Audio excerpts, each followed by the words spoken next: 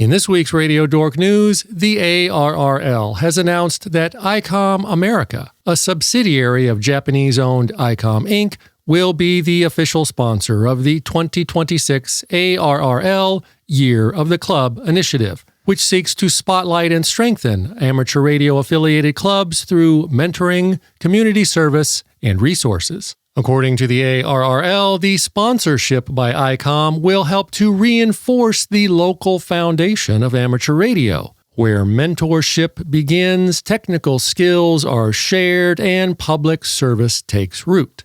And absolutely no ARRL members think that the sponsorship by iCom America is just an easy way to get free advertising or force the ARRL into pushing more iCom products on its members. During last month's historic blizzard that brought record snowfall, high winds, power outages, and coastal flooding to the southeastern New England area, ARRL and SKYWARN amateur radio operators activated emergency nets an incredible every 1 to 2 hours. The amateur radio volunteers delivered over 1,000 real-time reports of conditions and damage to the National Weather Service, emergency managers, and local media via repeaters and internet links. And some also supported local emergency operations centers when other systems failed.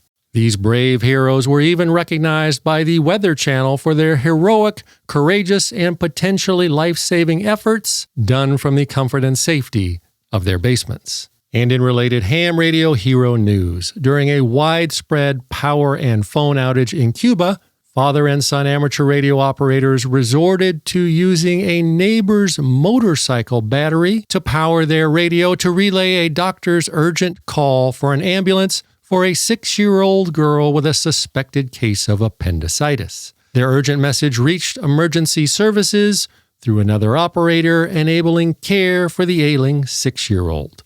The state of Indiana has enacted a new law protecting ham radio operators from the scourge of power-hungry antisocial Karens, collectively known as an HOA. The bill, known as Indiana House Bill 1152, passed the Indiana State House with 81 yeas and 2 nays, expressly forbids a homeowners association from passing any rules that prohibit putting up an amateur radio antenna. The bill, signed into law on March 3rd by Governor Mike Braun, protects only residents of the state of Indiana and is not related to the bills currently being proposed in both the United States House and the Senate. Those bills, if passed, would eliminate HOAs from banning amateur radio antennas at a federal level. And that's all the Radio Dork news that is fit to print. Join me again next week, or sooner, when I may or may not do this again.